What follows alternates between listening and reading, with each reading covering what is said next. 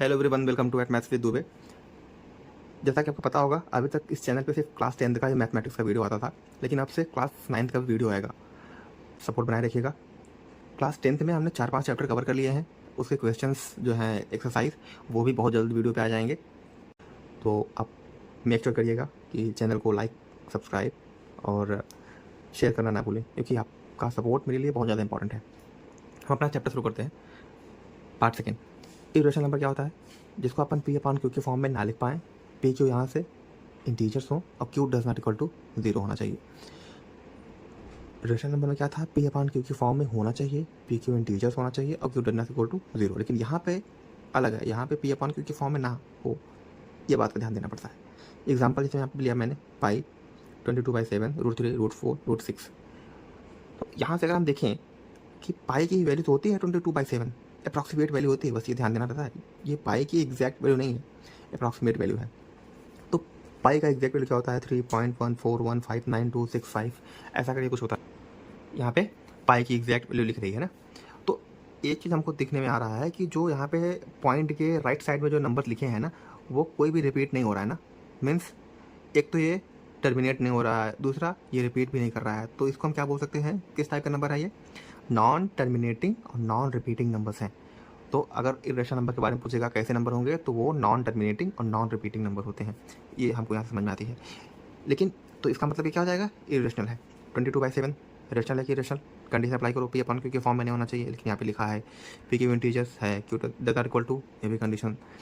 लेकिन यहाँ पे ये कंडीशन सेटिस्फाई नहीं हो रही है कि पी अपॉन क्यू के फॉर्म में ना हो। यहाँ पे है, यहाँ पे लिखा है इरेशनल, तो है नहीं है।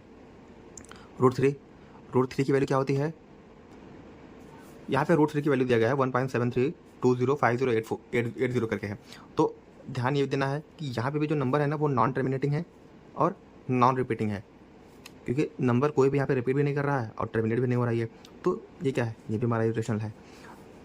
√4, तो √4 को अपन क्या लिख सकते हैं, 2 है, 2 का पेयर बनता है, यहाँ से एक 2 बाहर। जब 2 बाहर हो जाएगा तो 2/1 कर सकते हैं इसको, तो पी अपॉन क्यू के फॉर्म हो जाएगा, पी क्यू इंटीजर्स हो जाएंगे, Q does not equal to 0। तो यहाँ पे सारा कंडीशन अप्लाई हो रहा है। मीन्स ये क्या है, ये रेशनल है यहाँ, क्योंकि ये परफेक्ट स्क्वायर है ना। परफेक्ट स्क्वायर जितने भी होंगे ना, वो सारे रेशनल होंगे। और जो परफेक्ट स्क्वायर नहीं होगा, जैसे यहाँ पे क्या है √3, ये परफेक्ट स्क्वायर नहीं है, that's why it is a rational irrational number. अब ये परफेक्ट स्क्वायर है, that's why it is a rational number. यहाँ पे √6, it's also not a perfect square, that's why √6 is a irrational number. यहाँ पे value क्या है √6 की, 2.4494 ऐसे करके समथिंग है, जो कि नॉन टर्मिनेटिंग है और नॉन रिपीटिंग है, that's why √6 is the irrational number. तो यहाँ से ये भी आ जाएगा। तो यहाँ से हमको समझ में आया कि परफेक्ट स्क्वायर नहीं होगा और नॉन टर्मिनेटिंग, नॉन रिपीटिंग, ये दो चीज़ हमको ध्यान देना पड़ेगा। परफेक्ट स्क्वायर नहीं होना चाहिए और non terminating, non repeating number होना चाहिए। ये होना चाहिए, ये नहीं होना चाहिए, क्योंकि परफेक्ट स्क्वायर ये 4 है, तो इसलिए ये इरेशनल नंबर नहीं होगा। ये इरेशनल नंबर होगा, ये परफेक्ट स्क्वायर नहीं है। साथ में इसकी जो वैल्यू है वो क्या है, नॉन टर्मिनेटिंग, नॉन रिपीटिंग है। तो यहाँ से हमारा ये इरेशन हो गया। अब हम डेसिमल एक्सपेंशन समझते हैं, नॉन टर्मिनेटिंग, नॉन रिपीटिंग। जैसे एक मैं नंबर लूँ यहाँ से 0.10 100 100 100 1 4 टाइम 0। तो यहाँ पे नंबर रिपीट हो रहा है क्या, एवरी टाइम क्या हो रहा है कि यहाँ पे चेंज होता जा रहा है। यहाँ पे 10 हो, यहाँ पे 100, यहाँ पे 100, यहाँ पे 1 4 टाइम 0 है। तो नंबर टर्मिनेट भी नहीं हो रहा है और रिपीट भी नहीं कर रहा है, क्योंकि एवरी स्टेप पे क्या हो रहा है, ये चेंज हो जा रहा है वैल्यू। तो ये हमारा क्या है, non terminating, non repeating. Non terminating, ये तो टर्मिनेट ना करे, यहाँ पे टर्मिनेट नहीं कर रहा है। नॉन रिपीट, यहाँ पे रिपीट भी नहीं कर रहा। 1 के राइट साइड में देखेंगे तो इसमें 1 0 है, यहाँ पे 2 0, यहाँ पे 3 0, यहाँ पे 4 0। तो 0 लगातार इंक्रीज हो रहा है, यहाँ पे वो सेम नहीं है। सेम क्या हो जाता, जैसे मैं यहाँ पे लिखता 0.24 24 24 24 डॉट डॉट। तो ये क्या है, पॉइंट के बाद कॉन्टिन्यू 2 डिजिट लगातार यहाँ पे रिपीट कर रहा है, लेकिन यहाँ पे रिपीट नहीं कर रहा है, यहाँ पे 0 इंक्रीज करता चला जा रहा है। √2, यहाँ पे मैंने √2 की वैल्यू लिखा हुआ है 1.41421356 ऐसे करके है, ये और भी आगे जाएगा। ठीक, √3 की वैल्यू ऊपर वाले क्वेश्चन में मैंने लिखा था 1.73205080 ऐसे करके। तो यहाँ पे अब देखो कंडीशन हो रही है अप्लाई, नॉन टर्मिनेटिंग टर्मिनेट नहीं होना चाहिए तो नहीं हो रहा है दोनों, नॉन रिपीटिंग तो रिपीट भी नहीं होना चाहिए तो रिपीट भी नहीं हो रहा नंबर्स, तो ये हमारा नॉन टर्मिनेटिंग नॉन रिपीटिंग ये भी है। नॉन टर्मिनेटिंग, देखो टर्मिनेट का मतलब क्या, इस वाले एग्जाम्पल अगर मैं देखूँ 5/2 मैंने लिया है, तो यहाँ से अगर मैं इसको डिवाइड करूँगा तो 2.5, तो ये टर्मिनेट हो गया और रिपीट नहीं कर रहा है। 1/3 में अगर मैं देखूँ तो कितना हो जाएगा, 0.3333, ये क्या है, नॉन टर्मिनेटिंग है, मतलब ये टर्मिनेट नहीं हो रहा है बट रिपीट कर रहा है, तो ये रिपीटिंग, नॉन टर्मिनेटिंग रिपीटिंग है। ये टर्मिनेट कर रहा है, ये ना तो टर्मिनेट कर रहा है ना तो रिपीट कर रहा है, टर्मिनेट भी नहीं हो रहा है और रिपीट भी नहीं कर रहे हैं नंबर, तो ये थोड़ा सा अंदर आप देख लीजिएगा इसको, ये अलग है थोड़ा, तो ये नॉन टर्मिनेटिंग नॉन रिपीटिंग हो जाएगा। अब आ जाते हैं हम डेंसिटी प्रॉपर्टी में। डेंसिटी प्रॉपर्टी रेशनल नंबर में भी होता है, यहाँ पे भी होता है, क्या कि दो इरेशनल नंबर्स के बीच या बिटवीन इनफाइनाइट इरेशनल नंबर होते हैं, इरेशनल नंबर, समझ में आया। डेंसिटी प्रॉपर्टी क्या है कि between two irrational number there are infinitely irrational number. अब सेम चीज़ रेशनल नंबर में था कि दो रेशनल नंबर के बीच में इनफाइनाइट रेशनल नंबर होते हैं। इसका एग्जांपल एक देख लेते हैं हम आके, फिर बढ़ते हैं नेक्स्ट कॉन्सेप्ट पर। जैसे यहाँ पे लिखा गया है बिटवीन √3 और √2 के 3 इरेशनल नंबर को निकालना है, तो √2 भी इरेशनल नंबर है, √3 भी इरेशनल नंबर है, उसकी वैल्यू यहाँ पे लिखी गई है। तो ध्यान देने वाली बात है, अगर मैं इसके जितने डिजिट दिए गए हैं सारा देखूंगा तो ये क्वेश्चन बहुत ज़्यादा लेंथी हो जाएगा और करने में प्रॉब्लम आएगी। तो हम ना सिर्फ इतना देखते हैं, पॉइंट के राइट साइड में सिर्फ 2 डिजिट लेते हैं। अगर मैं देखूँ इसको 1.41 1.73, तो अब समझ में आ रहा है कि 1.41 1.73 के बीच में 3 क्या, अब मैं यहाँ से 30 नंबर भी ले सकता हूँ, क्या 1.42 1.43 1.50 1.60 1.72 और भी सारे नंबर आ जाएंगे, बट मैं थोड़ा सा उसको बढ़ा के लिख दिया हूँ। तो ये सारे नंबर किसके बीच में आ जाएंगे, 1.41 से लेके 1.73 के बीच में ये सारे नंबर आ जाएंगे। तो अब बस इसके आगे और भी जो सा नंबर है वो आप लिख देंगे, तो ये सारे नंबर भी क्या है, इरेशनल नंबर ही हैं। किसके बीच में, 2 इरेशनल नंबर के बीच में।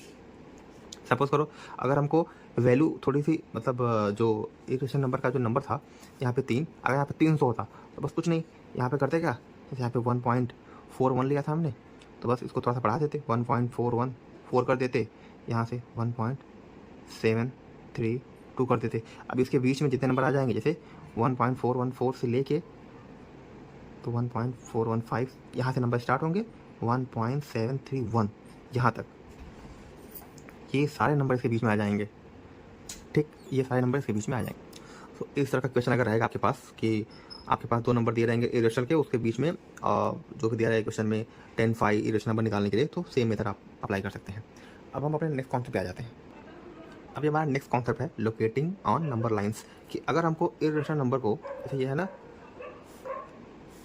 मैं ये लाइन है कोई, यहाँ पे अगर मुझे शो करना हो तो 0 के राइट साइड में क्या होते हैं, पॉजिटिव नंबर होते हैं, 0 के लेफ्ट साइड में नेगेटिव नंबर होते हैं, यहाँ से 1, यहाँ से 2, यहाँ से करते करते इनफाइनाइट, यहाँ से -1, यहाँ से -2, ऐसे करते करते माइनस इनफाइनाइट। तो ये जो इंटीजर्स हैं वो हम रिप्रेजेंट कर सकते हैं ना नंबर लाइन पे, लेकिन अगर हमको √2 यहाँ पे दिखाना हो, √2 पर जो वैल्यू आएगी √2 की वो 1 और 2 के बीच में आएगी, क्योंकि जो वैल्यू होगी 1 से बड़ी होगी और 2 से छोटी रहेगी। ठीक, तो अब इसको हम कैसे रिप्रेजेंट करेंगे, लोकेट करेंगे नंबर लाइन पे, वो यहाँ से पाइथागोरस थ्योरम के हेल्प से यहाँ से हम सीखते हैं। ठीक, तो करते क्या है ना, जो यहाँ पे √2 दिया गया है, जो हमारे पास वैल्यू रहेगी, जैसे यहाँ पे √2 है, यहाँ पे √3 है, उस वैल्यू को हम हाइपोटेनस मान लेंगे। हमको 3 चीज़ चाहिए यहाँ से, पाइथागोरस थ्योरम यूज़ करेंगे तो एक तो परपेंडिकुलर चाहिए, हाइपोटेनस चाहिए और बेस चाहिए।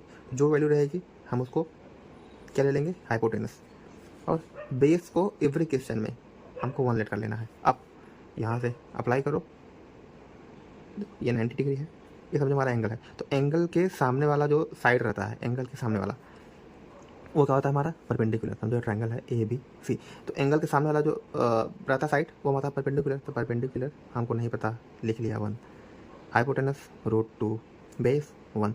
देखो ये क्वेश्चन आपको करा रहा हूँ √2 वाला, इसमें टाइम लग रहा है क्योंकि इसमें मैं पूरा बेसिक बता रहा हूँ, ये वाला कराऊंगा बहुत ईजिली और बहुत फास्ट कराऊंगा। तो देखो अब फार्मूला लगाते हैं, क्या होता है, hypotenuse square equal to perpendicular का स्क्वायर प्लस बेस का स्क्वायर। हाइपोटेनस की वैल्यू दिया गया है √2 का स्क्वायर, परपेंडिकुलर हमको पता करना है, बेस की वैल्यू पता है 1 का स्क्वायर। अब देखो परपेंडिकुलर का स्क्वायर निकालेंगे तो √2 का स्क्वायर है तो यहाँ पे 2 हो जाएगा, ठीक 2। अब 1 को इधर भेज देंगे, प्लस है तो माइनस हो जाएगा, यहाँ से वैल्यू आ जाएगी 1, ठीक। तो पी किया तो इसकी वैल्यू कितनी आ जाएगी 1, प्लस माइनस 1 आती है लेकिन अपन प्लस ही ले रहे हैं, ठीक। परपेंडिकुलर तो यहाँ से परपेंडिकुलर की वैल्यू कितनी आ गई 1। यहाँ से अपना बेस आ गया, परपेंडिकुलर आ गया, हाइपोटेनस हो गया। अब नेक्स्ट स्टेप पे चलते हैं। यहाँ से हमने एक नंबर लाइन ले लिया है, यहाँ से हमने एक नंबर लाइन लिया।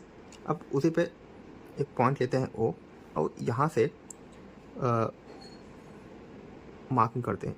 तो 1 2 3 बस ध्यान देना है, यहाँ से ये जो यूनिट लेंथ लेनी है हमको, मैंने यहाँ पे लिया 1, जो इसकी लेंथ है 1 यूनिट है, ठीक है। अब यहाँ से सेम 1 यूनिट यहाँ पे भी लेनी है, तो ये भी हो गया हमारा 1। यहाँ पे ओ लिखा था मैंने, यहाँ पे ए लिया, यहाँ पे समझो ये बी पॉइंट है, ठीक है। ये भी यूनिट लेंथ 1 ही लेना हमको। अब इसको ओ से बी मिला दो, इसकी वैल्यू यहाँ पे आ गई √2, क्योंकि परपेंडिकुलर है, सॉरी परपेंडिकुलर है ये, यहाँ से 90 डिग्री है, ये एंगल हमारा बन रहा है यहाँ से, तो ये परपेंडिकुलर, ये बेस, ये हाइपोटेनस, यहाँ पे √2 आ गया।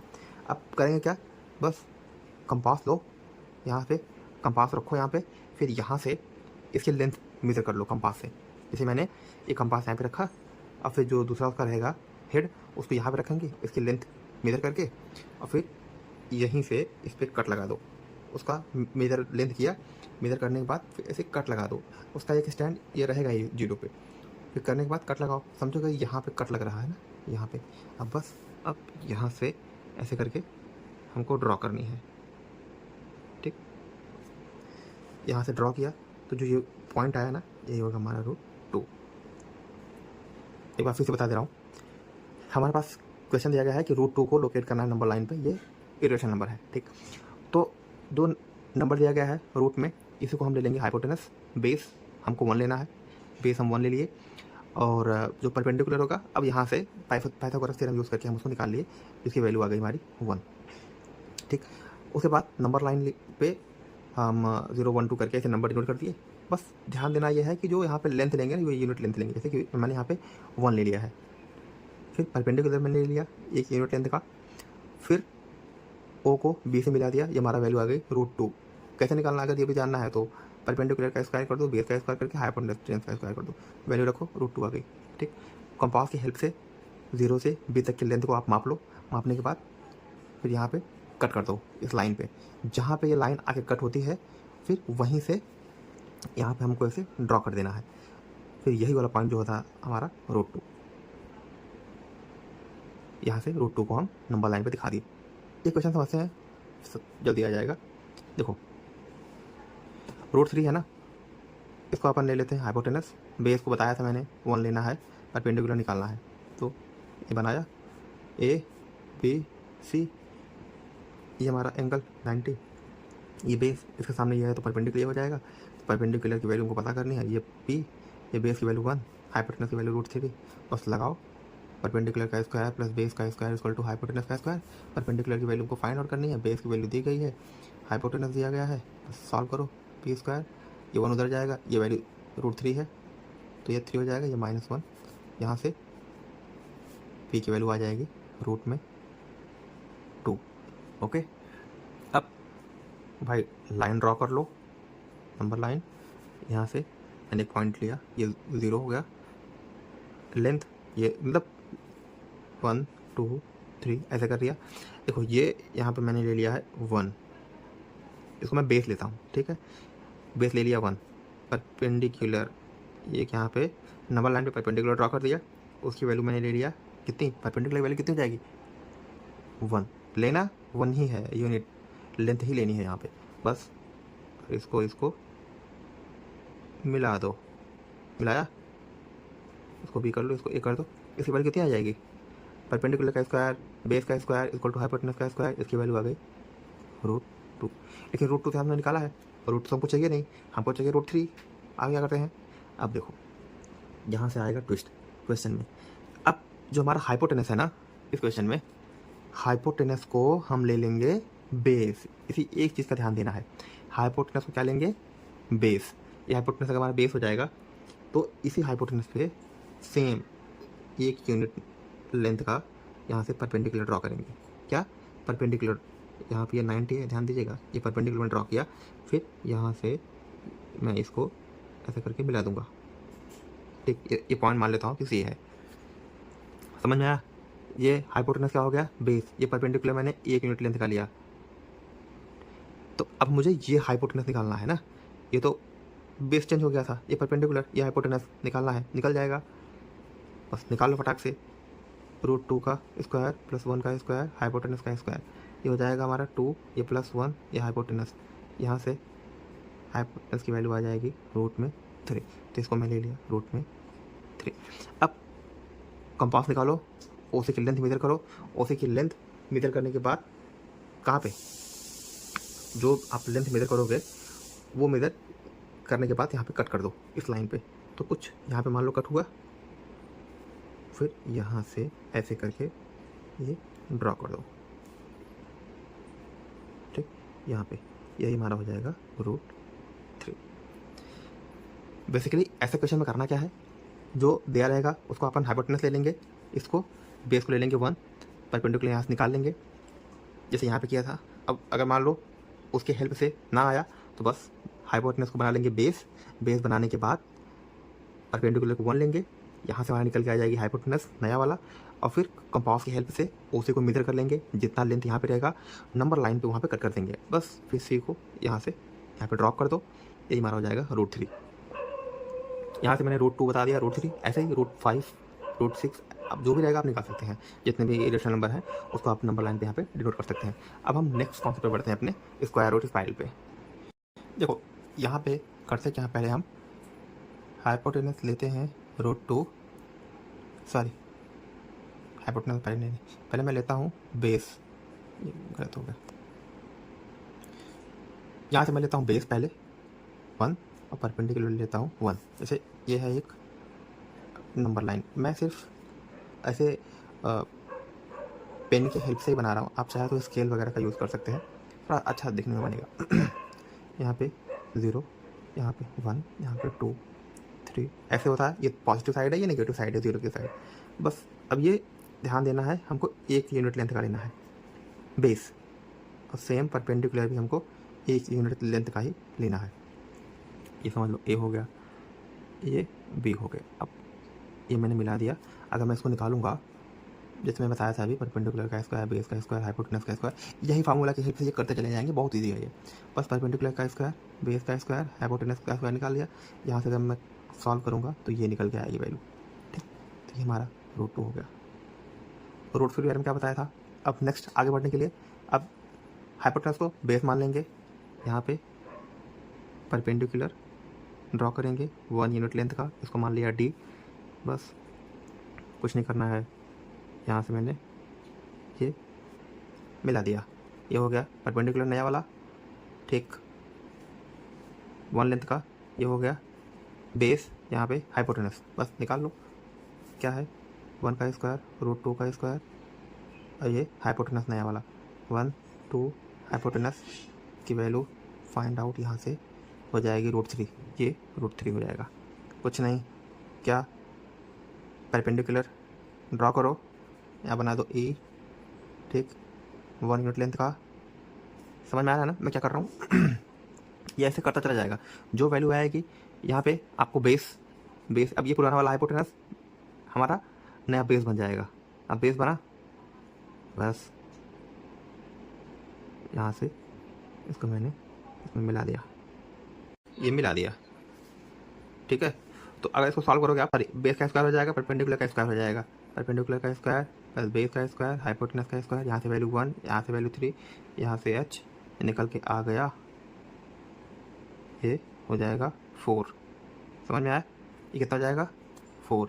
इसको अपन लिख सकते हैं, स्क्वायर है ना ये, रूट में 4, यहाँ पे वैल्यू हो जाएगी 4। फिर से यहाँ से परपेंडिकुलर ड्रॉ किया, एक लेंथ का, 1 यूनिट लेंथ का, ठीक। ये हो जाएगा हमारा नया वाला बेस। हाइपोटेनस किस में हो जा रहा है चेंज, यहाँ से देखो hypotenuse base, hypotenuse base, hypotenuse base, hypotenuse को बेस में बदलते जाओ और नया अपना जो है नंबर पाते जाओ। फिर ये आ जाएगा यहाँ पे, ये हो जाएगा √4, ये 1, इसको सॉल्व करोगे तो देखो √2 आया, √3 आया, √4 आया, यहाँ पे √5। ऐसे करते करते करते करते करते करते करते ये हमारा क्या बन रहा है, स्पायरल। यही होता है स्क्वायर रूट स्पायरल। पहले 1 यूनिट लेंथ का बेस ले लो, परपेंडिकुलर ले लो, यहाँ से अपना हाइपोटेनस आ जाएगा पाइथागोरस थ्योरम से। फिर जो हमारा हाइपोटेनस है ये हमारा बन जाएगा बेस, यहाँ से परपेंडिकुलर ड्रॉ करो 1 यूनिट लेंथ का, यहाँ से फिर हमको हाइपोटेनस मिल जाएगा। फिर इस हाइपोटेनस को और नए वाले परपेंडिकुलर से यहाँ से ये हाइपोटेनस आ जाएगा। फिर इस हाइपोटेनस को बेस मानो, यहाँ पे एक परपेंडिकुलर ड्रॉ करो, फिर यहाँ पे हाइपोटेनस, ऐसे करते यहाँ पूरा एक ये स्पायरल का रूप ले लेता है, ठीक है। यही होता है हमारा स्क्वायर रूट स्पायरल। अब हम नेक्स्ट कॉन्सेप्ट बढ़ते हैं। ये हमारा नेक्स्ट कॉन्सेप्ट है रेशनलाइजेशन। इसमें करते क्या है ना, जो हमारा डिनोमिनेटर होता है, डिनोमिनेटर उसको हम इर्रेशनल से रेशनल में बना देते हैं।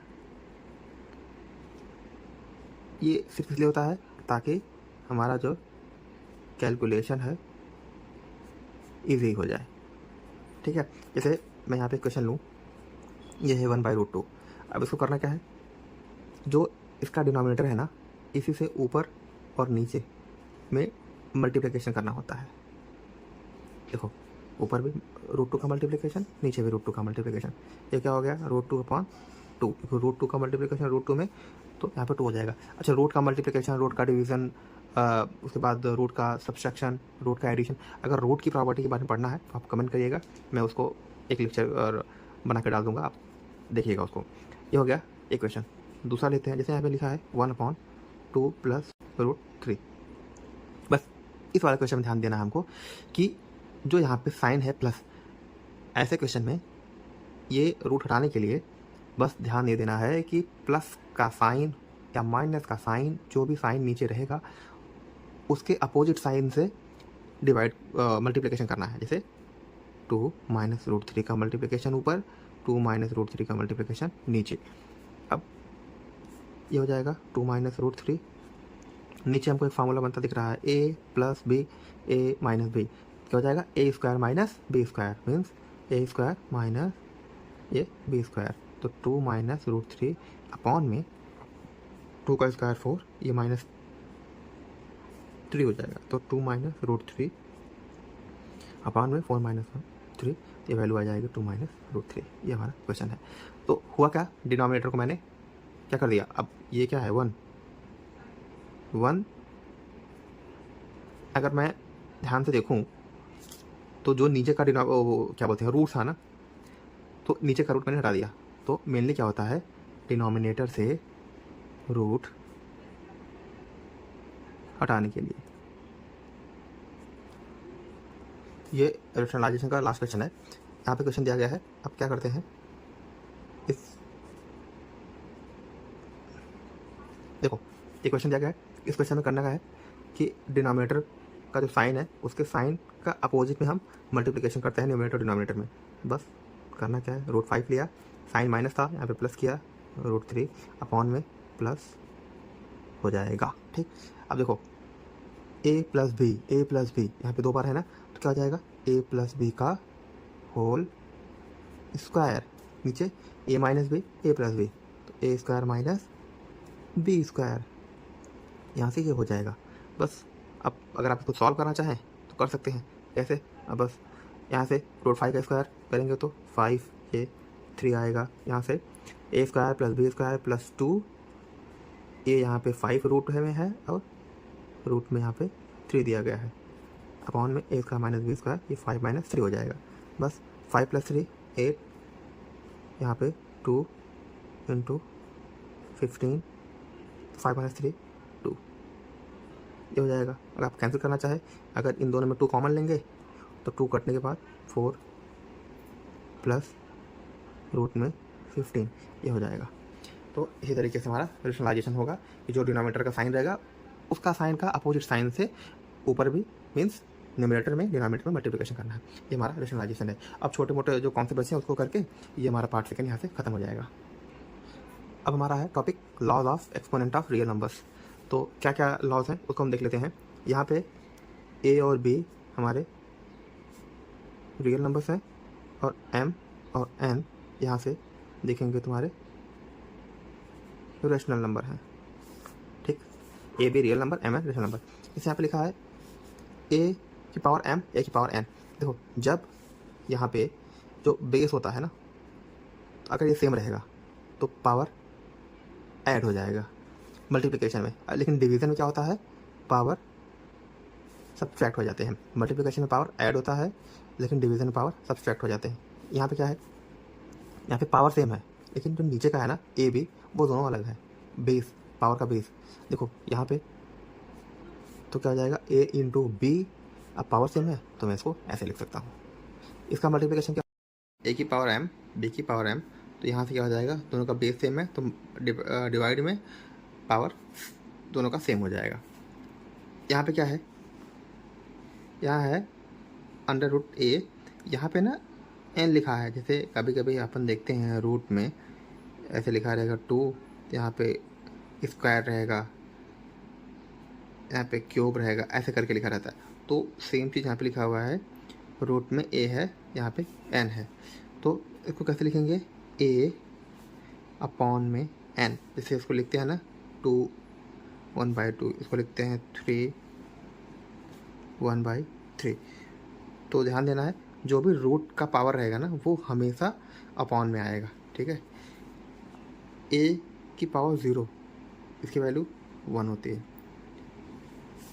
ए की पावर माइनस एम है ना, तो अगर मैं इसको 1 अपॉन ए की पावर एम के फॉर्म में लिख दूँ, इसका माइनस हट जाता है क्योंकि अभी क्या है न्यूमरेटर में, इसको मैं डिनोमिनेटर में ले लिया। ए की पावर एम फिर होल की पावर एन, तो इसका हो जाता है ए की पावर एम इंटू एन। मतलब जो पावर है, पावर का मल्टीप्लिकेशन हो जाता है यहाँ से। ओके, तो हम देख लेते हैं, अगर कुछ कॉन्सेप्ट बचा रहेगा तो उसको भी करा देंगे। यहाँ पे कुछ छोटे से कॉन्सेप्ट है, आप देख लीजिए एक बार। जहाँ पे लिखा हुआ है रेशनल नंबर है, अगर उसका एडिशन या फिर सब्सट्रैक्शन करेंगे इरेशनल नंबर के साथ में तो वो इरेशनल नंबर आता है। ये 1, ये 2, ये 3। तो फर्स्ट का एग्जांपल अगर मैं देखूं तो यहाँ पे लिखा हुआ है रेशनल नंबर, यहाँ पे मैंने लिया 2, इरेशनल नंबर है, यहाँ पे मैंने लिया 3। तो अब 2 का प्लस या माइनस कर रहे हैं √3 के साथ, तो ये पूरा नंबर हमारा क्या हो जाता है, इरेशनल नंबर। ठीक, तो ये हमारा फर्स्ट है। सेकंड का एग्जांपल अगर देखते हैं, नॉन जीरो रेशनल नंबर मैंने लिखा है, अगर मैं ज़ीरो के साथ में मल्टीप्लिकेशन या डिवीज़न कर रहा हूँ इरेशनल के साथ में, देखो मल्टीप्लिकेशन कर दिया ज़ीरो का इरेशनल नंबर के साथ में तो वो ज़ीरो हो जाएगा। इरेशनल नंबर हो गया √2, ज़ीरो का मल्टीप्लिकेशन किया √2 में तो √2, तो ज़ीरो आ गया ना। ज़ीरो का मल्टीप्लिकेशन किया √2 में तो ज़ीरो आ गया। तो ज़ीरो क्या होता है, रेशनल नंबर होता है ना। इसको अपन पी अपॉन क्यू के फॉर्म में लिख सकते हैं। यहाँ पे क्यू इक्वल टू 0 होता है। अब पी क्यू हमारा दोनों क्या है, इंटीजर्स हैं। ये हमारा हो गया सेकेंड। थर्ड वाले में क्या बोला है कि कोई एक इरेशनल नंबर है जिसका प्लस माइनस उसके बाद डिवीज़न मल्टीप्लिकेशन दोनों इरेशनल नंबर का आपस में करते हैं तो वो रेशनल भी हो सकता है और इरेशनल भी हो सकता है। जैसे √3 का मल्टीप्लिकेशन अगर मैं √3 में करूं तो ये 3 है, तो ये इरेशनल है, ये भी इरेशनल, लेकिन ये इरेशनल आ गया। अगर मैं इरेशनल को इरेशनल में ऐड करूं तो 2√3, तो ये इरेशनल हो गया। लेकिन अगर मैं √3 का डिवीज़न कर रहा हूँ आपस में, ये भी इरेशनल है, ये भी इरेशनल है, लेकिन वैल्यू कितनी आएगी 1, लेकिन ये इरेशनल है। तो अगर इरेशनल का मल्टीप्लिकेशन, डिवीज़न, सब्सट्रैक्शन, एडिशन कुछ भी करते हैं इरेशनल नंबर के साथ में तो वो रेशनल भी आ सकता है और इरेशनल नंबर भी आ सकता है। ठीक है, तो यहाँ से लगभग सारे कॉन्सेप्ट क्लियर हो गए हैं। अब जो भी PYQ रहेंगे वो हम करा देंगे नेक्स्ट वीडियो में। तो जैसा भी लगा हो वीडियो आप कमेंट सेक्शन में जरूर बताइएगा। चैनल को लाइक करें, सब्सक्राइब करें, शेयर करें। Thank you so much.